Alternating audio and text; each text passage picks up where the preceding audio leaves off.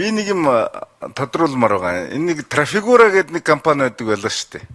Нэг баахан хуурамч түлшгээл тэгэл нөгөө нэг сонгоцонд хэрэгэлдэг нөгөө хамгийн муу чанартай түлшийг ацраад тэгээд хажуугаар нь дайвар бүтээгдэхүүн буюу татваргүй бүтээгдэхүүн оруулж илж хольж одоо энэ Монгол улсын хэрэглэгчдэд нийлүүлдэг асуудал сөхөгдөөд тийм ээ нэлээд асуудал болсон.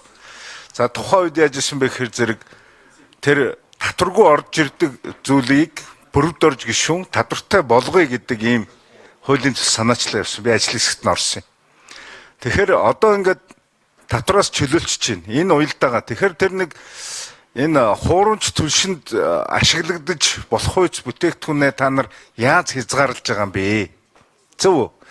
Одоо дайн болж байна. Монгол улсад одоо чанар муу түлш нийлүүлээд зэрэгцээгээр нь тэр хольж болох бүтээгдэхүүнийг зэрэгцүүлээд орж ирэх тэр нөхцөлийг яаж хязгаарлаж байгаа юм бэ? Тийм ээ? Энэ бодлогыг чинь сонсомоор. Хоёр дараагийн дугаарт энэ дайны асуудал хэр удаан үргэлжилнэ гэж та бүхэн маань тооцоод эрсдлийн менежмент буюу одоо энэ нэг одоо ковидын үед бас нэг удаагийн тодорхой зорилттой шийдвэрүүдийг гаргадаг. Үндсэндээ дайны энэ нөхцөл байдал сандрахааргүй төлөвлөгөө боловсруулсан байх хэрэгтэй байдаг. Энэ төлөвлөгөө боловсруулагдсан уу засгийн газар дээр?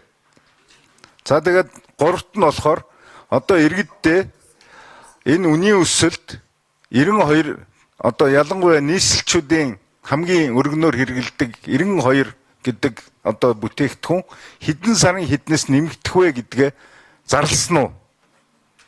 Хэдийгээр зарлаа гэж бодож байна. Хаврын тариалт эхэлнэ. За тэгээд одоо уул уурхай газар дээр одоо ханш нэгдээд тэгграц болж байгаа. Уул уурхай ажил эхэлнэ. Тэгэхээр зэрэг бүхэл одоо бизнесийн салбарууд маань зээл авч одоо энэ түлшнийхаа тооцоог хийх ёстой болно. Та нар урьдчилж бизнесийнхэндээ мэдээлэл өгсөн үү? За, аж үйлдвэр эрдэс байлгийн яамны газрын төсний бодлогын газрын дарга ашиглалаа. За, энэ хүү тогтоолт нэвлэлт өөрчлөлт оруулснаар засгийн газарт газрын төсний бүтээгдэхүүний тэгээс 5% дотор тохируулга хийх эрх нь олгогдож байгаа.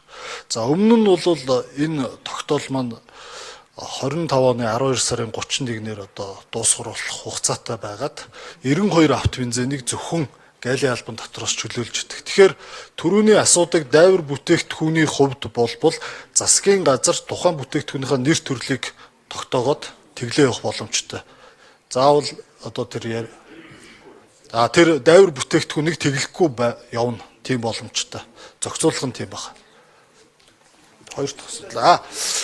За, үүсэт байгаа ойрхон орнотын нөхцөл байдалтай холбоотой ер нь бол дэлхийн геополитикийн нөхцөл байдал ойрын хугацаанд сайжрахгүй гэдэг нь ойлгомжтой байсан. Бид 2025 онд одоо стратегийн ач холбогдол бүхий бүтээгдэхүүний хангамж нийлүүлэлтийг дэмжих тухай хуулийг батлуулсан. Энэ хууль нь ерөөсөө энэ эрсдэлтэй нөхцөл байдал ойрын 5 жилдээ дуусахгүй гэдэг үндслэлээр бид нэр байж болох бэлтгэл арга хэмжээг авах гэж энэ хуулийг зохион одоо батлуулсан хугацаатай хууль байгаа. За бид уг хуулийнхаа хүрээнд одоо жишээлбэл Монгол улсын хадгалах хүчин чадал 1 сар орчим бүтээгдэхүүнийг л хадгалах боломжтой байна. Гэтэл дэлхийн улс орнууд бол доотлол нь 3-аас 6 сарын бүтээгдэхүүнийг хадгалдаг.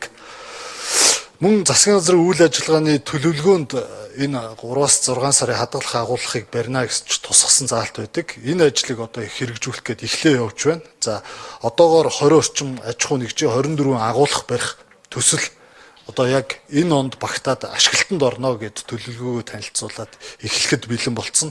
Нийтдээ өнөөдөр яг нэгтгэсэн дүнгээр 295 мянган метр куб багтаамж бүхий агуулах энэ онд багтана. За улсын комисс хүлээж авах ашиглалтанд орох ажил жоохон хойшилж магадгүй. Ямар ч тач бид энэ ондоо багтаад 1 сар хадгалдаг байсан бол 2 сар хадгалдаг хүчин чадалтай улсын хэмжээд болно гэд.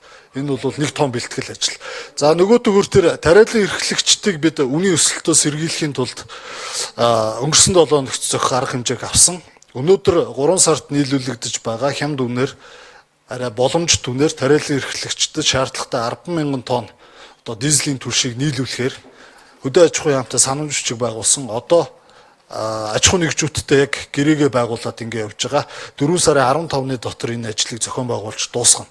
Тэгэхээр тариалан эрхлэгчид бол хаврын тариалт дээр ямар нэгэн санаа зовох зүйлгүй өнгөрсөн оны дизель түлшнийхээ үнээр тариалтаа эхлүүлээд явна. ийм арга хэмжиж байна. За сар болгоны 3 сарын 25-нд Орос улбаны улсаас Монгол улс сар болгоны 25-нд одоо Монгол улсад нийлүүлэгдэх шатхууны үн бол ирдэг байгаа. Энэ үн бүрдэхдээ 1-ээс 25-ыг хүртэлх өдрийн хооронд олон улсын бирж буюу манай одоо Азийн бүс нутаг Сингапур плац дээрх газрын тосны бүтээгдэхүүний үнийн дундажлаад тухайн бүтээгдэхүүний үн ирдэг. Ирэх сард нийлүүлэх бүтээгдэхүүний үн нийлүүлдэг. Түрүүнд танилцуулга дээр дурдгдсан үн бол 3 сарын 1-ээс 25-ны хооронд одоо Сингапур плац дээр хэлбэлцсэн үн.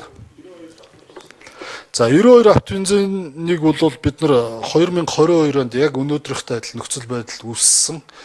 Орос улбаны улс Украины одоо цэргийн ажиллагаатай холбоотой дэлхийн зах зээл дээрх газрын тосны үн нэмэгдсэн. Тухайн үед бид бас яг өнөөдрөх шиг $1300 92 авто бензинийг худалдаж авах нөхцөл байдал үүссэн учраас Орос улбаны улстай тухайд хилцэл хийгээд тогтворжуулсан үнээр 2 бүтээгдэхүүнийг худалдаж авч байсан $830 авто бензин дизель түлшиг.